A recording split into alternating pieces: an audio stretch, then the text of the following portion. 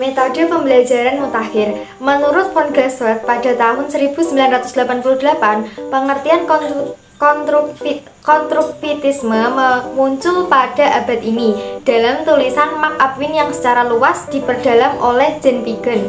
Namun, bila ditelusuri secara dalam, gagasan pokok konstruktivisme sebenarnya dimulai sejak abad Giambattista, seorang epistemologi dari Italia. Dialah cikal bakal konstruktivisme. Kemudian pada tahun 1710, Vico menjelaskan bahwa mengetahui berarti mengetahui bagaimana berbuat sesuatu. Nah, ini berarti menjelaskan bahwa seseorang itu mengetahui sesuatu jika ia dapat menjelaskan unsur yang membangun sesuatu itu. Kemudian, tak cukup lama gagasan Vico ini tidak diketahui orang dan tiba-tiba seakan-akan terpendam. Kemudian Piaget menuliskan gagasan konstruktivisme dalam perkembangan kognitif dan juga epistemologi genetiknya. Konstruktivisme merupakan model pembelajaran mutakhir yang mengedepankan aktivitas siswa dalam setiap interaksi edukatif untuk dapat melakukan eksplorasi dan menemukan pengetahuannya sendiri.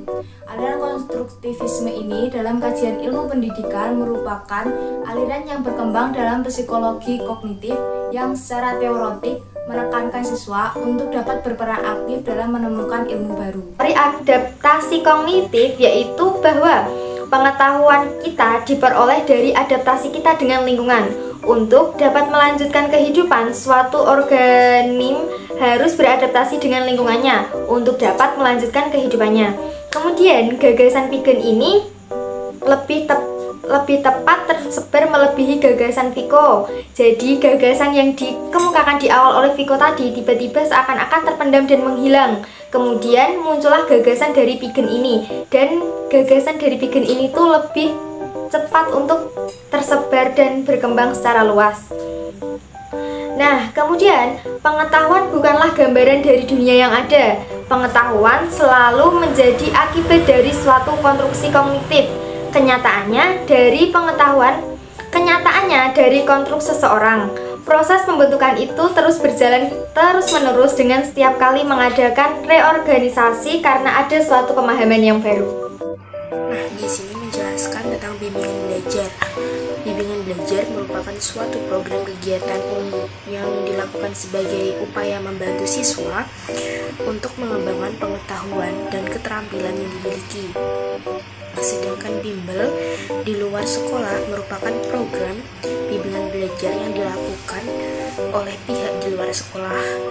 Bimbel yang dimaksud adalah bimbel yang dilakukan oleh perorangan atau privat, ataupun bimbel yang dilakukan oleh lembaga. Nah, di situ juga terdapat jenis-jenis bimbingan belajar. Tujuan akhir dari bimbingan belajar adalah agar siswa mampu mempertimbangkan dan mengambil keputusan tentang masa depan dirinya sendiri, baik menyangkut bidang pendidikan, bidang karir, maupun menyangkut bidang budaya atau keluarga dan masyarakat. Secara lebih khusus, Dewa Ketut Soekarno di tahun 853-59 berpendapat bahwa untuk mencapai tujuan tersebut, bidang bimbingan mencakup bidang bimbingan pribadi, bidang sosial, bidang bimbingan karir, dan bimbingan belajar. Kemudian tujuan dari bimbingan konseling belajar yaitu mencarikan cara belajar yang efektif dan efisien untuk siswa. Kemudian menunjukkan cara belajar yang sesuai dan penggunaan buku yang tepat. Kemudian membantu kesulitan belajar siswa dalam mengerjakan tugas sekolah dan menghadapi ujian. Kemudian membantu siswa menentukan bidang studi atau jurusan sesuai dengan bakat minat, cita-cita, kecerdasan, kondisi fisik, dan kondisi keuangan. Kemudian membantu siswa menghadapi kesulitan belajar pada mata kuliah. Kemudian menentukan pembagian waktu atau perencanaan jadwal. Yang terakhir yaitu memberikan pelajaran tambahan yang berhubungan dengan pelajaran sekolah maupun yang berhubungan dengan minat bakatnya.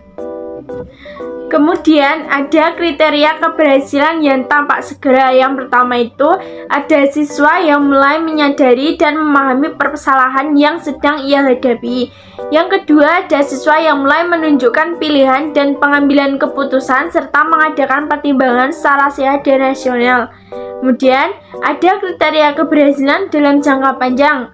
Yang pertama yaitu siswa mulai menunjukkan kebahagiaan dan kepuasan dan melakukan berbagai macam perilaku dan usaha. Yang kedua ada siswa yang mampu menghindari secara preventif faktor-faktor yang mungkin membawanya dalam kesulitan atau masalah. Kemudian yang terakhir ada siswa yang menunjukkan sifat-sifat kreatif, kontributif, produktif, dan konstruktif. Beberapa fungsi bimbingan belajar. Yang pertama yaitu membantu mengoptimalkan kemampuan siswa dalam memahami dan menyerap materi pelajaran. Pemahaman dan kemampuan setiap siswa berbeda-beda. Dengan mengikuti bimbingan belajar, siswa diharapkan lebih aktif untuk bertanya apabila ada materi yang belum dipahami atau yang dianggap sulit. Persoalan yang dihadapi siswa akan terpecahkan dengan bantuan dari tutor atau tutor, sehingga lebih mudah menyerap dan memahami pelajaran karena yang sifatnya informal atau merasa dekat dengan tutornya. Kemudian yang kedua adalah siswa lebih aktif dan pandai bersosialisasi. Dengan mengikuti bimbingan belajar, siswa akan mendapatkan teman baru dan terbiasa lebih aktif sehingga mudah bersosialisasi, baik dengan tutor atau teman bimbingan belajarnya. Siswa merasa lebih dekat dengan tutornya sehingga mereka bisa menyampaikan kesulitan yang dihadapi dalam permasalahan belajarnya. Fungsi bimbingan belajar yang terakhir yaitu siswa mendapat pergaulan yang positif, yang dimana selama proses pembelajaran pihak lembaga pendidik pasti memberikan pengawasan secara ketat.